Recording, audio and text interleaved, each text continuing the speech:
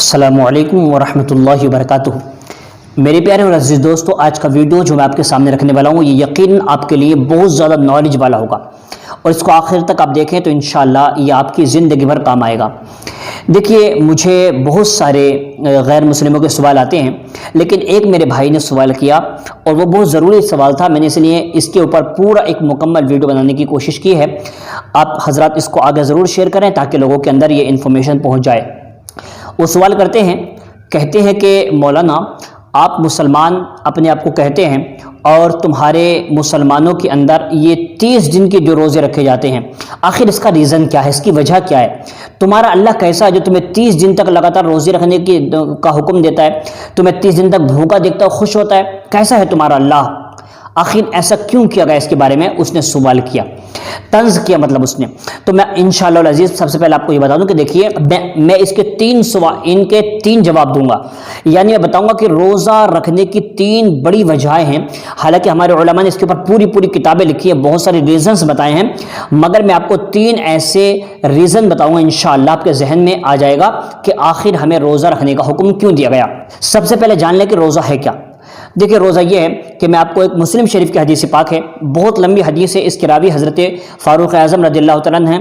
وہ کہتے ہیں کہ قال بینما نحن عند رسول اللہ صلی اللہ علیہ وسلم ذات یوم استطلع علینا رجل شدید بیاض الثیاب شدید سواد الشعر لا یرى علیہ اثر السفر ولا يعرف منا احد حتى جلس الى النبي صلی اللہ علیہ وسلم فاسند ركبتيه الى ركبتيه ووضع كفيه على فخذيه وقال یا محمد اخبرني عن الاسلام قال الاسلام، یعنی ایک شخص آیا جس کو صحابہ کرام فرماتے ہیں ہم نے کبھی اس کو جانا نہیں، اس کو دیکھا نہیں، اس کے بدن پر کہیں پر تھکاوٹ کے آثار بھی نظر نہیں آ رہے تھے۔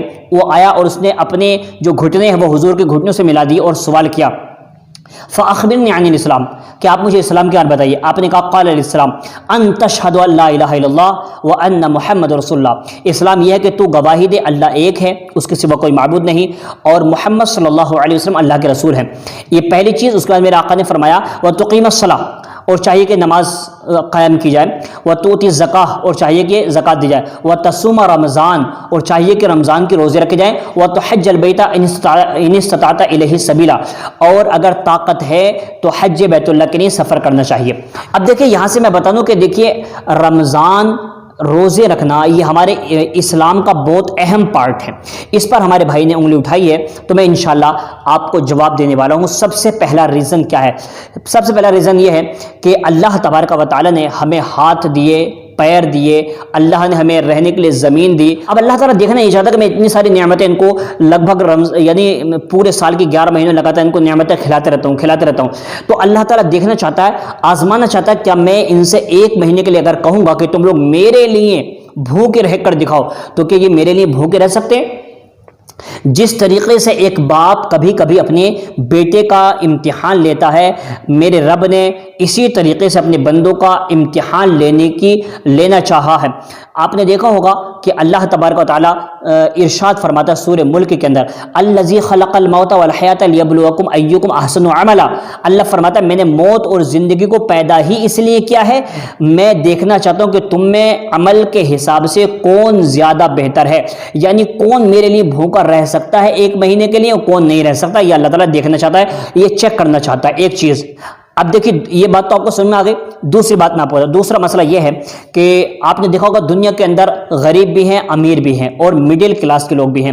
تو کچھ تو اتنے پیسے والے کہ وہ بے شمار نعمتیں کھاتے ہیں، ان کو بے شمار بیش قیمتی کھانے کو ملتے ہیں، لیکن کچھ ایسے لوگ بھی ہیں غریب، فقیر، مسکین، جن کو ایک وقت کا کھانا بھی نصیب نہیں ہوتا۔ اب وہ لوگ رات کو بھوکے سو جاتے ہیں اور ان کو کھانا بھی نصیب نہیں ہوتا۔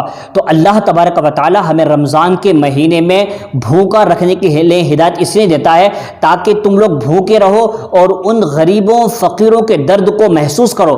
جو لوگ یعنی سال بھر بھوکے رہتے ہیں نا، ایک بار اللہ فرماتا تم 1 مہینہ بھوکے رہ کر دکھاؤ، پھر تمہیں پتہ چلے گا ان کا درد کیا ہے، ان کی تکلیف کیا ہے، ان کی پیڑا کیا ہے۔ تو گویا کہ یہ مہینہ ہمیں احساس دلاتا ہے کہ غریبوں کو فقیروں کو کس طریقے کی تکلیف ہوتی ہوگی جب وہ بھوکے سوتے ہوں گے. تو اللہ تعالیٰ نے اس لیے ہمیں ایک مہینے کے روزے عطا فرمائے تاکہ ہم غریبوں فقیروں کی تکلیف کو محسوس کر سکیں. ایک دو چیزیں ہو گئیں. تیسری بات یہ ہے کہ دیکھیے ہم لوگوں کی عادت ہے، انسان جو ہوتا ہے نا وہ خطا کا پتلا ہوتا ہے، لگاتار غلطیاں کرتا رہتا ہے. تو اللہ نے ایک ایسا مہینہ دیا اور اللہ نے کہا یا ایھا الذین آمنوا کتب علیکم الصیام کما کتب علی الذین من قبلکم لعلکم تتقون.